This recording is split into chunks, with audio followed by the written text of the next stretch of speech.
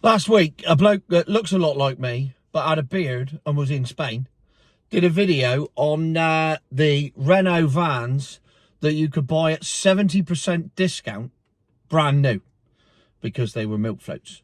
Lo and behold, a week later, a bloke that looks like me again, but as you can see, the beard is gone. I had enough of it. I just thought, it's doing me head in now, so I've shaved it off. And now I just look like a bowling ball head person type thing again. Right said Fred Tribute Act, all the normal insults I get from all the milk floaters. Anyway, it turns out that while I was away, a story broke on GB News that I missed. And it's this. Big electric vans can't get MOTs.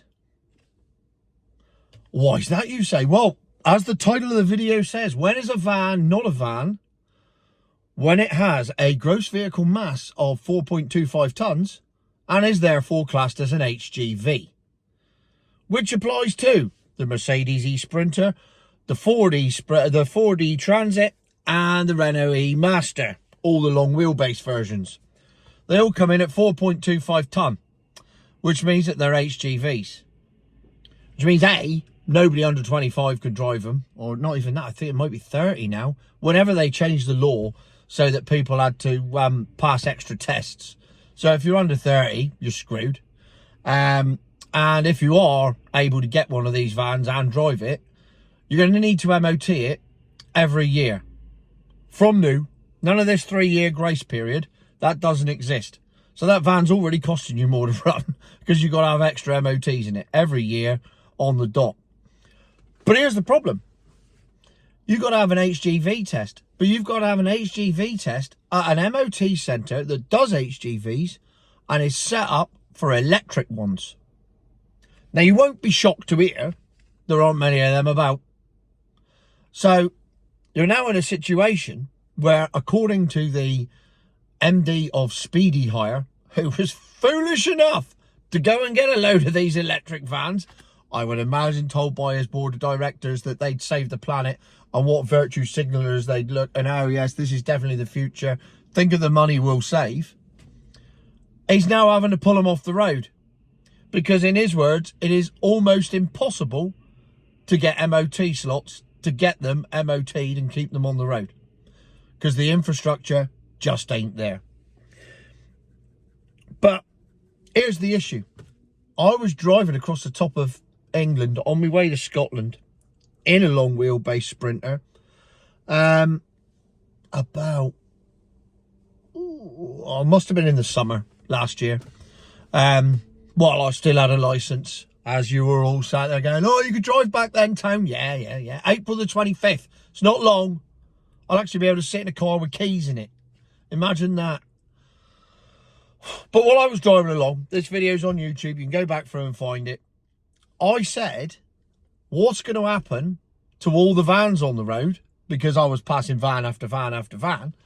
What's going to happen to all the vans on the road once their gross weight exceeds 3.5 tonnes? They become HGVs, people can't drive them, and then you can't put anything in them because they're too heavy because the battery's way too much. And I gave this philosophical rambling whilst driving on my way to Glasgow. And as a result of that, turns out I was right again. I mean, what are the chances? It's a consistent thing, you've got to give me that. But it also explains why they can't sell those Renault Master vans and why they're offering them at 70% off. Because they were registered last year. They might be brand new, but they were registered last year. They're due for an MOT as soon as you buy them. So you buy a allegedly brand new van, drive it out the showroom, straight into the MOT centre, which can't accommodate you because it doesn't do electric vans yet. So you probably have to drive several hundred miles, taking a week, obviously, by the time you charge it up, to get to the MOT centre, where you may get lucky and you may be able to get an MOT and actually get the thing on the road. And that's why it's 70% cheaper, because it's absolute dog shit. It's a useless thing. It's a thing that you can't put anything in. It's a van that you can't put anything in the back of. You can't drive unless you're my age or you've got a licence.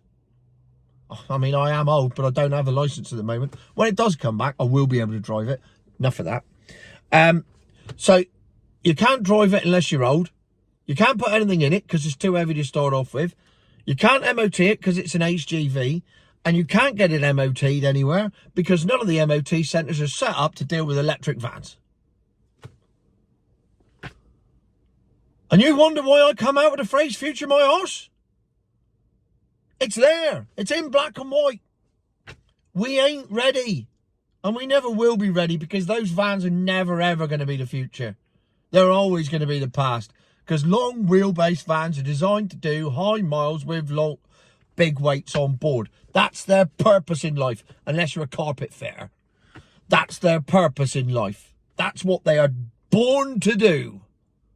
Like me going to a pub to drink lager. They are born to do it. And they're not going to be able to as long as they're full of batteries. Future my horse.